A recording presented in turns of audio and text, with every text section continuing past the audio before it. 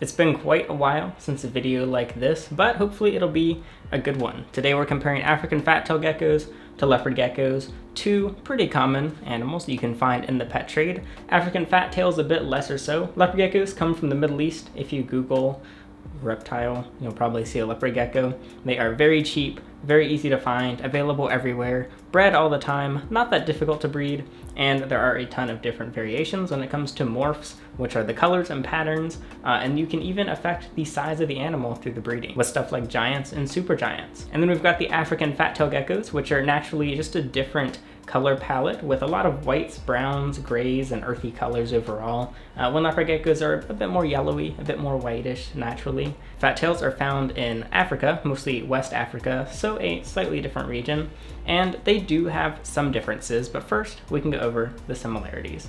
First off, they look pretty similar. If you didn't know gecko species, you'd probably see both and think they are maybe the same thing. They're both terrestrial geckos. Most people agree that leopard geckos are crepuscular, meaning that they are active at dawn and dusk during the times of day, and then they sleep during the day and night. When fat-tailed geckos seem to be more nocturnal, according to things that I've Googled. Like, you can just Google it yourself, and there seems to be disagreements on it. But most people agree that leopard geckos are crepuscular, while most people agree that African fat-tails are more nocturnal. They've got those big eyes. They have actual eyelids, unlike a lot of reptiles, especially geckos, and they both have very chunky tails. Both lizards have very similar feet and legs. If I saw like a close-up picture of just their legs and feet, like in black and white, I don't think I'd be able to tell the difference because they are very similar structurally.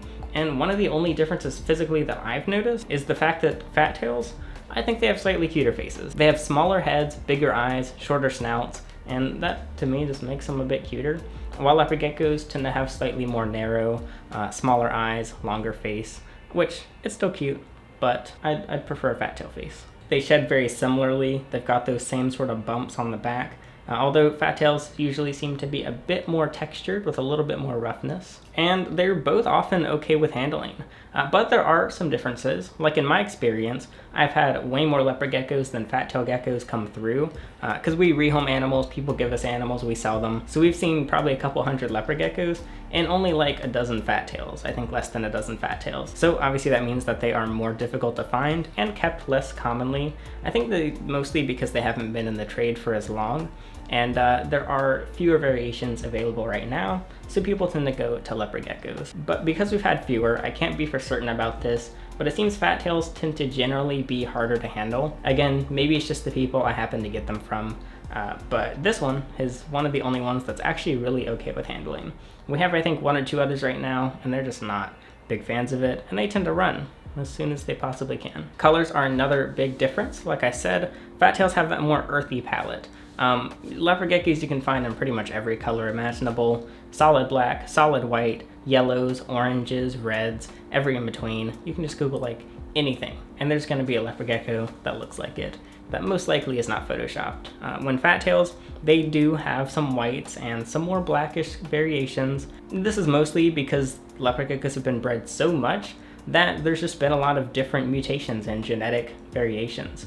Like I mentioned before, with size, you can actually find way bigger leopard geckos because although naturally they're not huge animals, people have selectively bred the large leopard geckos over and over, so they get huge, and these are called giants or super giants. Fat tails, as far as I know, are not bred as giants or super giants yet. I wouldn't be surprised if they could be, but that's not really available right now.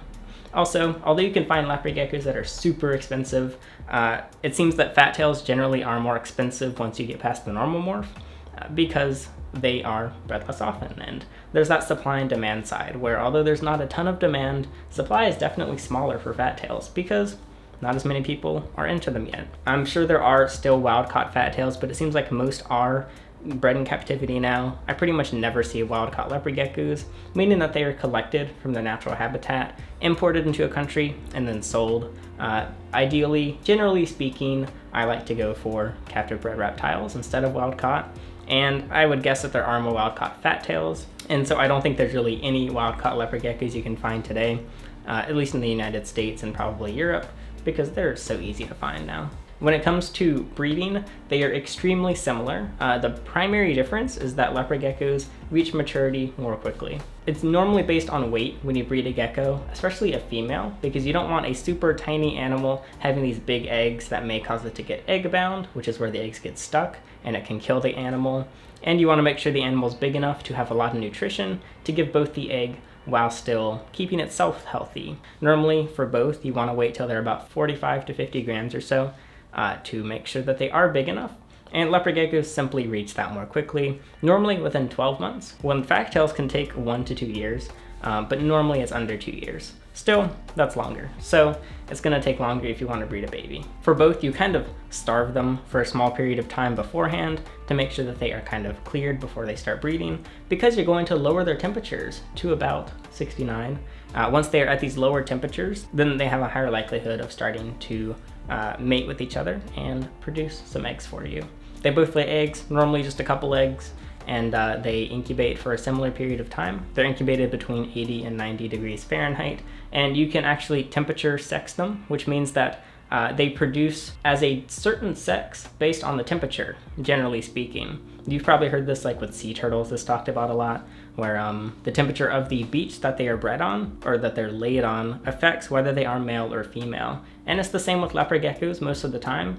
The difference, but my leopard gecko Goldie, for example, he was a temperature sex female, and it turns out he was a male. So he just kind of broke that little barrier and became a dude, but it happens sometimes, not super often though. When it comes to husbandry, it is super similar. In fact, a lot of guides will say leopard gecko and African fat tail care, but there are minor differences. Like I said, leopard geckos tend to get larger, so people often give them larger enclosures because they want more space for a larger animal. The primary difference is humidity. Fat tails are kept a little more humid by most keepers. When leopard geckos, doesn't really matter. As long as it's not too high, it should be good. Most people give them a humidity box, which is a container that has very high humidity or a lot of moisture in the air, so that they can very easily get their shed off once they start shedding and pulling their layer of skin off. People do this with both species, but it seems that fat tails tend to thrive better when their overall humidity is higher, in like the 40 to 50% range. When leopard geckos, it can be like 10%, and they're all good. Although the Middle East and Africa are generally pretty arid, there are those differences, and a lot of it's based on what people have seen in captivity. For example, there's a lot of things that are different in the wild than there are in captivity for certain animals, but that's why their lifespans are longer and why they have the ability to thrive more. So incorrect humidity tends to cause respiratory issues and skin issues, and you can decrease those by ensuring the temperatures, or the humidity, also the temperatures, are at the right levels. Really, the only differences with African fat tails, they have a different color palette, they have cuter faces in my opinion. They are generally smaller, at least because they have not been selectively bred that much. They prefer slightly higher humidity, and they reach sexual maturity after a longer period of time. So their tails, they can both drop their tails. In fact, one of the fat tails did before we got it, and then it regenerated the tail. They both grow back on both species. Again, fat tails are more nocturnal, while leopard geckos are more crepuscular. Generally, what this affects is lighting. So a diurnal animal that's active during the day, it will almost always need UVB, which is a type of lighting that's more vital for those species that are active during the day. It gives them the same things that sunlight would give them. However, crepuscular animals, because they're mostly there at sunrise and sunset, there are not many UV rays that get through from the sun to earth at sunrise and sunset, so you don't really need UVB for most crepuscular animals. There's a lot of opinions on it. Personally, I use UVB on a couple of them because they have different enclosures with some plants and stuff, but for the most part, don't use UVB on any nocturnal and not really any crepuscular. So if you want one, there's no harm in getting one or the other.